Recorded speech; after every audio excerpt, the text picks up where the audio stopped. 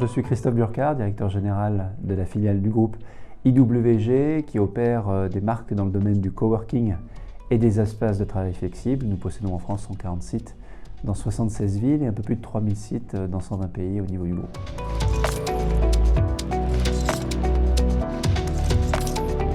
Et c'était une session très intéressante, très interactive, avec beaucoup de débats, beaucoup d'échanges. Je pense qu'il y avait un point de vue clairement preneur, utilisateur, avec des thèmes qui étaient assez variés. Le premier, le plus impactant probablement, c'est celui de l'intégration de la politique de télétravail dans la stratégie immobilière et notamment comment gérer les flux et les pics des collaborateurs et collaboratrices qui viennent à différents moments de la semaine, donc s'adapter à ces flux-là. Donc ça, c'était un premier point très intéressant. Deuxième point, le besoin de flexibilité, c'est-à-dire la possibilité d'être beaucoup plus agile et d'avoir une empreinte immobilière qui permet justement à ces flux d'être absorbés de manière économiquement efficace, mais aussi l'impact du télétravail d'un point de vue géographique, c'est-à-dire comment est-ce qu'on met à disposition des espaces de travail pour les collaborateurs dans l'entreprise dans des zones périurbaines, dans des villes tertiaires par exemple. Donc c'était les deux thèmes majeurs. Et d'un point de vue investisseur, ça se rejoignait puisque les investisseurs comprennent maintenant la tendance de fond avec besoin de flexibilité et de services au sein de leur bâtiment, quelque chose de beaucoup plus hybride,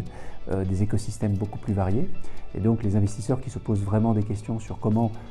mettre en place ce service, comment apporter de la flexibilité aux locataires, ce qui n'est pas aujourd'hui le cas des formules traditionnelles de bail conventionnel par exemple, et donc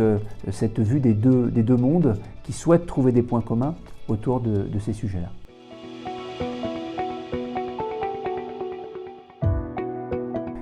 L'opportunité, c'est clairement de mettre en place une chaîne de valeur qui peut intégrer plusieurs acteurs pour pouvoir répondre à ces enjeux de flexibilité. Donc les bailleurs d'un côté qui offrent l'infrastructure, des opérateurs comme IWG par exemple qui permettent de prendre à bail sur du long terme, donc d'assurer les rendements et de fournir un service et de la flexibilité aux utilisateurs, et donc les locataires qui ont cet outil à leur disposition et qui doivent pouvoir l'intégrer facilement dans leur stratégie immobilière. Donc voilà, cette chaîne de valeur est une opportunité globale d'ailleurs pour le secteur immobilier, qui est l'un des derniers secteurs à ne pas être encore disrupté, comme on l'a vu dans celui des transports avec Blablacar, celui des médias avec Netflix, où finalement les utilisateurs aujourd'hui veulent consommer ce dont ils ont besoin et payer uniquement ce qu'ils consomment. Donc c'est un nouveau paradigme très tourné vers les usages, et donc cette chaîne de valeur doit permettre de pouvoir les adresser.